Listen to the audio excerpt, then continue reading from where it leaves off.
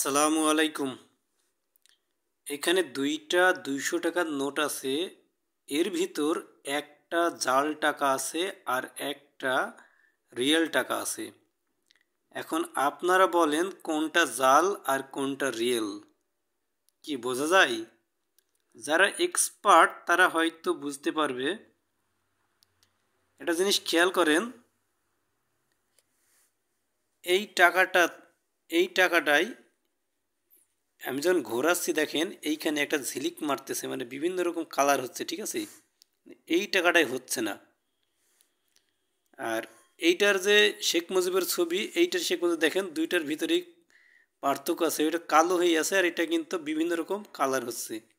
আপনি যখন ঘোরাবেন তখন বিভিন্ন রকম কালার হবে, আর এইটার কোনো কালার নাই। তারপরে এই টাকাটা সাইজে ছোট।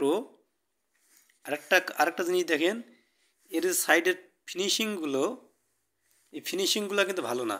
এই দেখেন এর ফিনিশিং নেই, কারণ এটা অরিজিনাল কাগজ আর এইটা অরিজিনাল টাকা। এখন আমাকে একজন দিয়েছিল, তো আমি তখন বুঝতে পারি নাই। পরে এখন বাসায় এসে হঠাৎ করে দেখতেছি যে এটা জাল টাকা। যারা টাকা লেনদেন করেন তারা অবশ্যই টাকা দেখে নেবেন।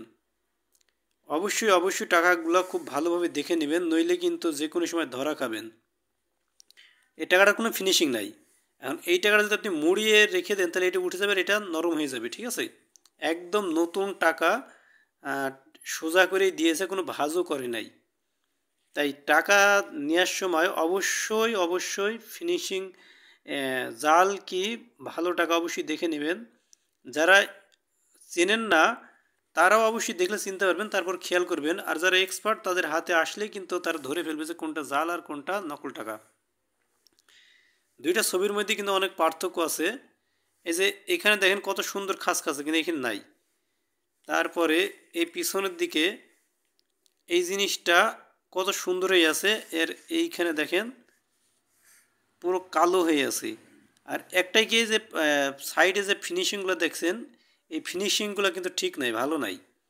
আর এটা কত সুন্দর ফিনিশিং, এবং এই টাকাটা যেদিকে ঘোরাবেন এটা আলাদা একটা গ্লেজ দিবে, ঠিক আছে? ঝিলিক পারবে, কিন্তু এটাতে কোনো কিছু ঝিলিক পারবে না, এটা অরিজিনাল কাগজ। আর এইখানে এইটা আঠা দিয়ে লাগানো আছে, কিন্তু এটা মেশিং দিয়ে লাগানো, তাই বোঝা যাচ্ছে না। এটা সম্পূর্ণ আঠা দিয়ে লাগানো, এটা উঠে গেছে। তাই যারা ভিডিওটি দেখছেন অবশ্যই শেয়ার করে দেবেন, যাতে মানুষ জাল টাকার কবল থেকে নিজেকে রক্ষা করতে পারে।